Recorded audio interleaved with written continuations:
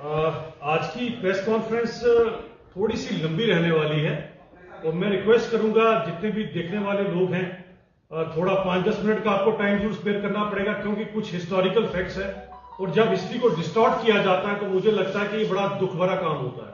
तो हिस्ट्री में एक्चुअल में क्या हुआ ये जानना बड़ा जरूरी है। और मेरी प्रेस कॉन्फ्रेंस में मेरे साथ मेरी साथी प्रवक्ता रजनी सेठी जी रहेंगे और गिरधारी लाल रैना जी जो हमारे एक्स एमएलसी हैं ये भी रहेंगे।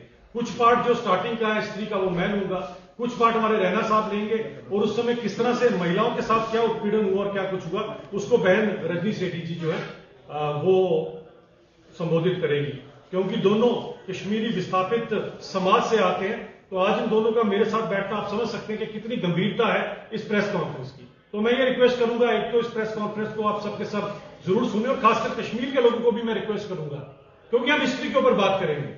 देखिए आज हम ये नहीं करेंगे कौन क्या था और कौन क्या नहीं था, और ना ही हम ये बात करेंगे कि कौन ट्रेटर था और कौन वफादार था, हम उस पर बात भी नहीं करेंगे, क्योंकि ये दोनों चीजें ट्रेटर वाली बात हो गई या जो उनको कहीं शहीद समझते हैं, ये मैं आज आपका डिसीजन छोड़ता हूं कि ये पूरी प्रेस कॉन्फ्रेंस और उसके बाद केवल मेरे बातों पर मत जाइएगा, इसका आप हिस्टोरिकल प्रूफ चेक करिएगा, क्योंकि मैं एक एक चीज का कोड कहां से लिया गया वो आपके साथ शेयर करूंगा। आप चेक कीजिए हिस्ट्री, आपकी मर्जी है, जो आप हमारे को बताना चाहते हैं जरूर बताइएगा।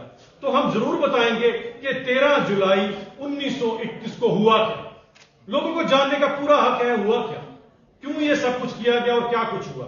देखें कश्मीर की हिस्ट्री जो हिस्ट्री है उसके ऊपर केमिस्ट्री का भी बहुत बड़ा एक फर्क पड़ा हुआ, और केमिस्ट्री क्यों फर्क पड़ी है, केमिस्ट्री ने क्यों हिस्ट्री को खराब किया, ये मैं जरूर आपको बताऊंगा कि शेख अब्दुल्ला साहब जो वजीफे पर, जो मैंने कल भी कहा, महाराजा हरि सिंह जी के दिए वो वजीफे पर जब पढ़ने गए और केमिस्ट्री के अंदर डिग्री हासिल कर आए, कुछ खास अच्छे नंबर नहीं थे। एज ए रिजल्ट जब शेख साहब वापस पहुंचे उन्होंने कहा कि मुझे लेक्चरर इन केमिस्ट्री लगाया जाए। महाराजा साहब ने कहा कि देखें आप ऐसा करें टीचर की नौकरी कर लीजिए और जैसे आपने लोगों को यहां पढ़ाना है जरूर उसके अंदर काम करें। क्या शेख साहब को बुरा लग गया कि मैं क्यों एक टीचर की नौकरी करूं, जबकि मुझे लगता है टीचर का काम करना अपने आप में बहुत बड़ी बात है। वो बात थोड़ी सी शेख अब्दुल्ला साहब को बुरी लगी। अब इसमें एक फैक्टर तो केमिस्ट्री का है जो मैंने आपको बता दिया, दूसरा फैक्टर गिलगित बल्तिस्तान का है, ये भी आपको पता होना चाहिए गिलगित बल्तिस्तान भी क्यों कसूरवार रहा बेचारा इन सब चीजों के लिए। अब बात यहां से शुरू होती है कि जब ये सब चीजें हुई, अगर आपको याद होगा 1932 की गोल मेज कॉन्फ्रेंस जिसके बारे में मैंने आपसे पहले भी जिक्र किया था, वही एक ऐसी गोल मेज कॉन्फ्रेंस अंग्रेजों ने कराई थी लंदन के अंदर, जिसके अंदर 14 मोनार्क यानी कि 14 राजे हिंदुस्तान से बुलाए गए थे और बाकी भी थे। उसमें केवल महाराजा हरि सिंह ने उस समय खड़े होकर कहा कि जो हिंदुस्तान है हम सभी के सभी एक है और जो ब्रिटिशर्स हैं अंग्रेजों को भारत छोड़ना पड़ेगा। ये डिमांड महाराजा हरि सिंह जी ने 1932 की गोल मेज कॉन्फ्रेंस में इंटरनेशनल प्लेटफॉर्म पर की, और उस समय महाराजा हरि सिंह की उम्र कुल 30 साल थी। आप विजन सोचिएगा महाराजा हरि सिंह का कि कैसा रहा होगा। और अंग्रेजों की नजर थी गिलगित बल्तिस्तान पर जो महाराजा साहब की इसमें राज्य में आता। अब गिलगित बल्तिस्तान की एक थोड़ा स्ट्रेटेजिकल पॉइंट ऑफ व्यू से बड़ी इंपॉर्टेंस थी, क्योंकि सोवियत यूनियन का जिस तरह से प्रभाव बढ़ रहा था, अंग्रेज चाहते थे कि सोवियत यूनियन को रोकने के लिए गिलगित बल्तिस्तान पे हमें बेस होना चाहिए। एज ए रिजल्ट उन्होंने महाराजा हरि सिंह को कहा हमें 99 साल की लीज के लिए गिलगित बल्तिस्तान दे दीजिए। महाराजा हरि सिंह ने कैटेगोरिकली रिफ्यूज कर दिया। जो आगे हिंदुस्तान को आजाद करने की बात कर रहे थे वो किस तरह से गिलगित बल्तिस्तान अंग्रेजों को सौंप देते। अब अंग्रेजों को यह बात जरा भी नहीं भाई। अब अंग्रेज चाहते थे किसी तरह से महाराजा हरि सिंह का ये जो राज्य है इसे खत्म किया जाए, और एक कॉन्स्पिरेसी बुनी गई। अब मैं आज भी बताता हूं और मैं बार बार कश्मीर के लोगों से कहता हूं कि आपका सबसे बड़ा कोई दुश्मन है तो ये नापाक मुल्क यानी कि पाकिस्तान है। और मैं आज भी कहता हूं कि जो भी आज तक यहां कत्लो-गारत हुई है उसका कसूरवार पाकिस्तान है। आज हमारे चीफ मिनिस्टर साहब उमर अब्दुल्ला साहब जो है 13 जुलाई की जस्टिफिकेशन अभी हाउस में दे रहे थे। मैं उमर साहब को कहूंगा आपके पास तो लिखा हुआ सब कुछ है, ये हमारा भी ज्ञान है और जो पढ़कर हमने किया, हमें किसी ने वो आपकी तरह कार्ड्स नहीं पकड़ाए उमर साहब। और जरा हिस्ट्री आप भी उमर साहब चेक कीजिएगा, पढ़े लिखे व्यक्ति हैं और मुझे लगता है कि history can not be change.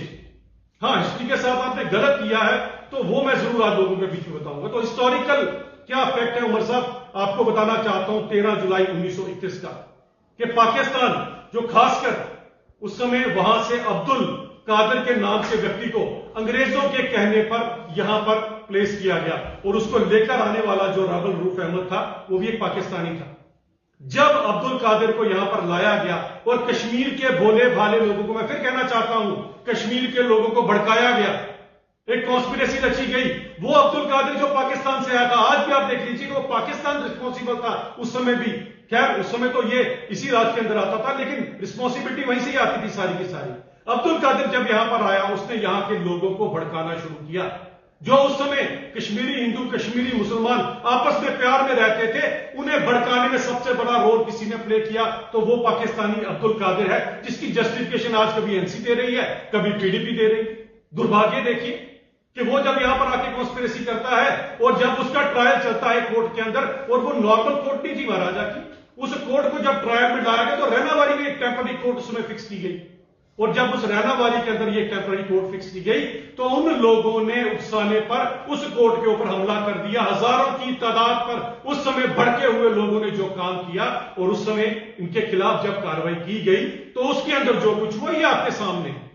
अब अगर तो मैं मान लेता हूं आपकी राजा के अगेंस्ट अगर सारी की सारी बात थी, चले आपने अटैक किया, हम वो भी बात आपको मान रहे हैं कि आपने अटैक कर दिया जी एक पाकिस्तानी को बचाने के लिए। उस समय के लोगों ने जो बरगलाए गए थे या जो भड़के हुए लोग थे, उन्होंने एक कोर्ट के ऊपर, एक जुडिशरी के ऊपर अटैक कर दिया। तो मुझे बताएं उन बेचारे कश्मीरी हिंदुओं का क्या कसूर था? ये जरा गिरधारीलाल रैना जी आपको बताएंगे उनका क्या कसूर था, बताएं। रैनावाली के अराउंड के जो लोग थे, बाकी जगह के जो लोग थे, उनकी दुकानें लूटी गई, अजमत लूटी गई, सोना लूटा गया, और जिसे भारत लूट के नाम से के जो चावल भी थे वो तक लूट लिए गए। इन बेचारों का क्या कसूर था? मुझे बताया कि एक पाकिस्तानी के उकसाने पर वहां के लोग भड़क गए। तो हिस्टोरिकल फैक्ट तो उमर साहब आपको पता होना चाहिए। आप डिसाइड कीजिए कौन क्या है क्या नहीं। मैं उसके ऊपर फिर भी नहीं जाना चाहता हूं। हबा कदल, बोरी कदल, ये सारे के सारे जो लोग थे यहां पर उनकी पीड़ना की गई। और ये पुराना आपके पास इतिहास है, इतिहास आप जुटला नहीं सकते हो। ये बातें मैं अपने से ही नहीं कह रहा। अगर आप इसका चेक करना चाहते हैं, क्रिस्टोफर स्नेडर करके 2015 में अंडरस्टैंडिंग कश्मीर एंड कश्मीरी इस किताब में लिखा गया है, मेंशन किया गया है। और ये ना तो हिंदू है ना मुसलमान है, ये क्रिश्चियन है जिसने अपनी ओपिनियन इसके अंदर लिखी है। और ओपिनियन क्या हार्ड फैक्ट दिए, कुछ हार्ड फैक्ट अभी आपको गिरधारीलाल रैना जी भी बताएंगे। 4 महीने तक ये उपद्रव चला है, 4 महीने तक। और इसकी जो आग थी वो वहां पर मीरपुर तक पहुंची, पुंछ राजौरी तक पहुंची। अगर आपको याद होगा उस समय कन्वर्जन की गई, जबरदस्ती लोगों को इस्लाम कबूल कराएगा, जिसके हिस्टोरिकल फैक्ट्स हैं। तो बताएं ये किसके खिलाफ था? क्या राजा के खिलाफ था या हिंदुओं के खिलाफ था? इसका तो जरा प्रमाण दीजिए उमर साहब। आपने तो 2 मिनट में कह दिया और आपने हमारे एलओपी साहब के सही किए हुए वर्ड्स को, क्योंकि इस समय आपकी हुकूमत है, आप उन्हें एक्सपंज करा सकते हैं, लेकिन मेरे एलओपी सुनील शर्मा जी ने जो वर्ड यूज किए हैं बिल्कुल सही यूज किए। हिस्ट्री इसको बोलती है। आज तो मैं कहता हूं लोग इस हिस्ट्री को स्टडी करें कि कश्मीरी हिंदुओं का क्या कसूर था उस उपद्रव के अंदर। आपकी लड़ाई मानवीय जुडिशरी के साथ थी, आपकी लड़ाई मानवीय उस समय महाराजा की पुलिस के साथ थी। इन लोगों का क्या कसूर था? ये मुझे जरा इसका प्रमाण उमर साहब दे दे तो मैं आपकी बातों में बात मानने को तैयार हो जाऊंगा उमर साहब, वरना आप मेरी बात में मानिए कि इनको मार्टर नहीं कहा जा सकता। ये गलत लफ्ज है जो आप इस्तेमाल कर रहे हैं उमर साहब, और हिस्ट्री इसके लिए आपको कभी माफ नहीं करेगी। डॉक्टर मिर्जा अशरफ की किताब है लैंड टू टिलर, उसके अंदर भी इसका व्याख्यान किया गया है, जरा ये भी पढ़ लीजिएगा। और अगर जुडिशरी की कही हुई इस बात के ऊपर या जुडिशरी के दिए हुए डिसीजन के ऊपर उमर साहब अगर आपको लगता है इन लोगों को ऐसे कहा जाना चाहिए, 2010 में जनाब उमर साहब आप मुख्यमंत्री थे, मचेल के उस एनकाउंटर के बाद जब यहां पर उपद्रव फैला 120 लोगों की जान चली गई। उमर साहब आप यूनिफाइड कमांड को हेड कर रहे थे, उसे आप क्या कहेंगे फिर? जरा जवाब दे दीजिए। आपके कार्यकाल में 120 लोगों की जान गई है क्योंकि आप मैनेज नहीं कर पाए। यूनिफाइड कमांड थी, कौन लीडर थे उस समय? उमर साहब मुख्यमंत्री थे यहां से। उसके बारे में भी जरा उमर साहब हमें जवाब दे दीजिए।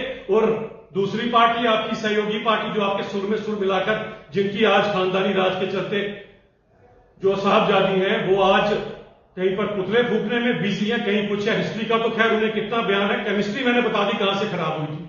तो उनको बताना चाहता हूं कि जब आपकी वालिदा यूनिफाइड कमांड को हेड कर रही थी 2016 में, आपकी वालिदा यहां पर हेड थी। यूनिफाइड कमांड आपके हाथ में थी, हमारे हाथ में नहीं थी। आपके उस समय 96 कश्मीरियों की जान गई है, कश्मीरी युवाओं की जान गई है। और पैलेट गन इस्तेमाल करने के लिए आपकी वालिदा ने उस समय आदेश दिए थे।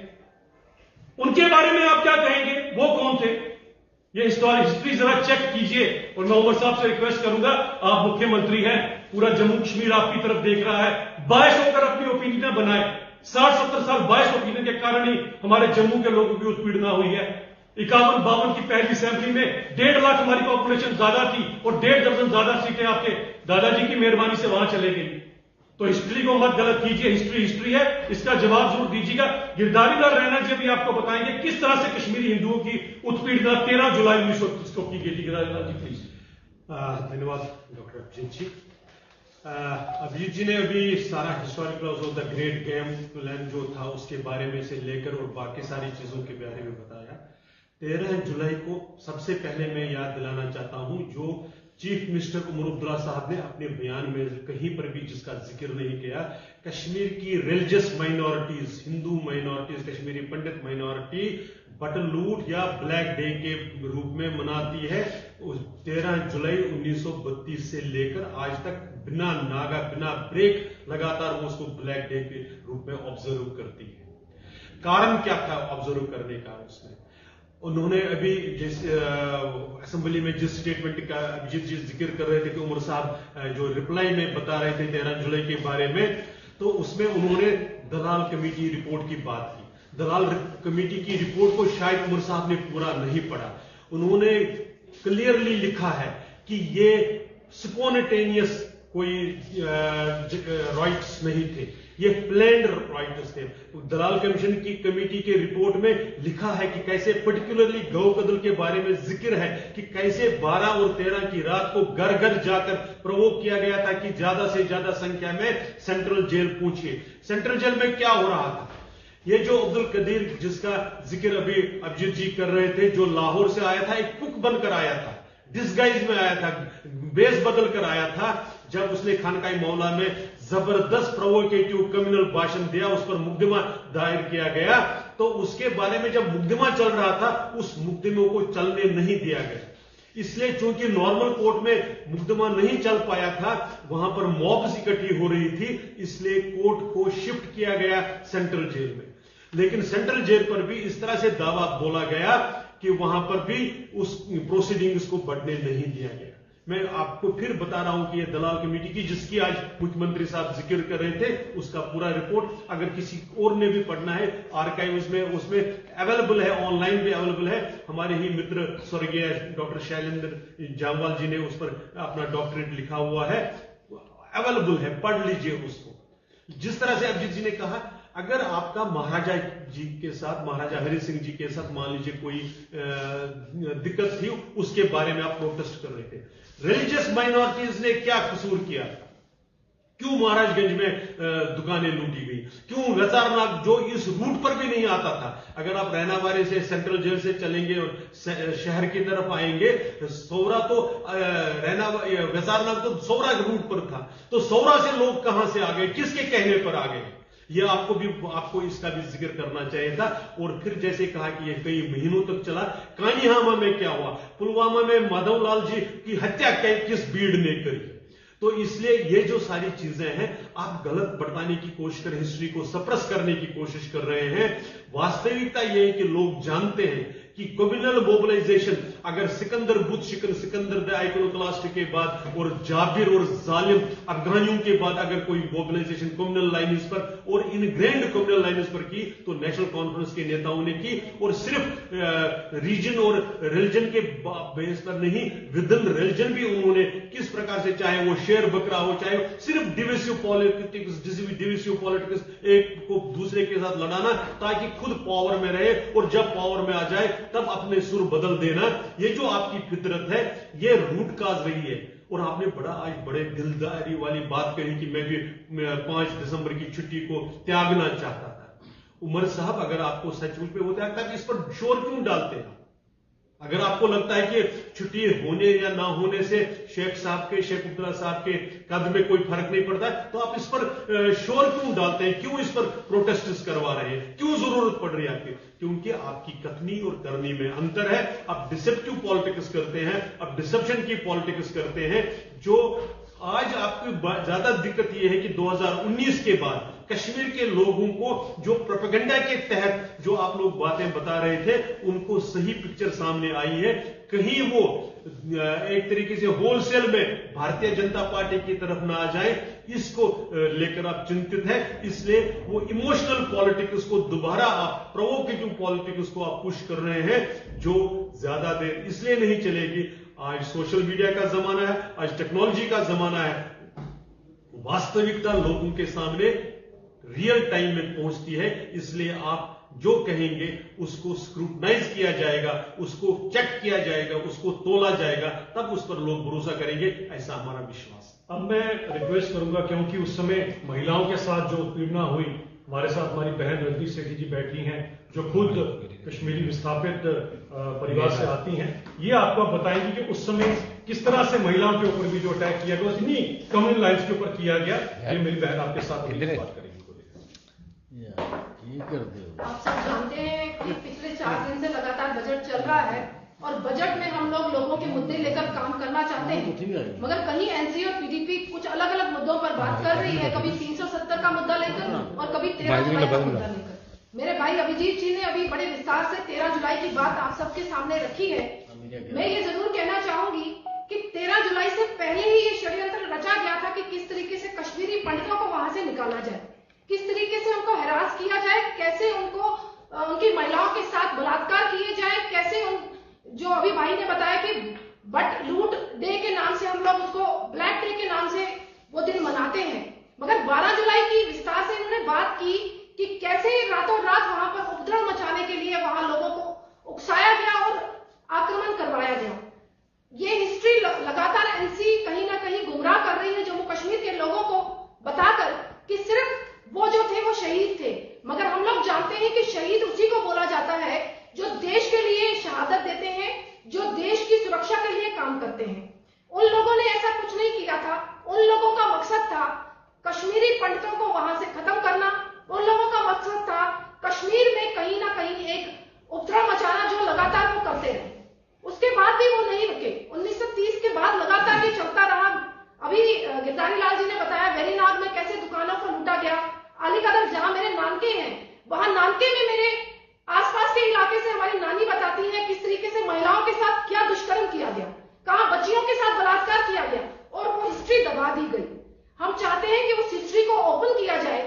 जो हम हिंदू मुसलमान में आपस में कहीं ना कहीं तकरार पैदा करने की कोशिश कर रही है एनसी सरकार, वो मुसलमानों को भी बताना चाहिए कि क्या गलती रही है उन लोगों की। आज उसके बाद भी एनसी सुधरी नहीं है।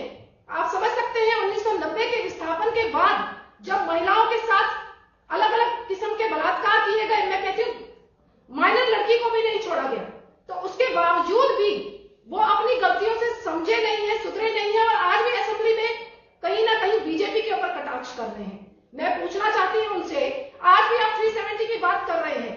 जो मोदी जी ने 370 खत्म किया, उस 370 के कारण महिलाओं को उनके अधिकार मिले, तो क्या चाहते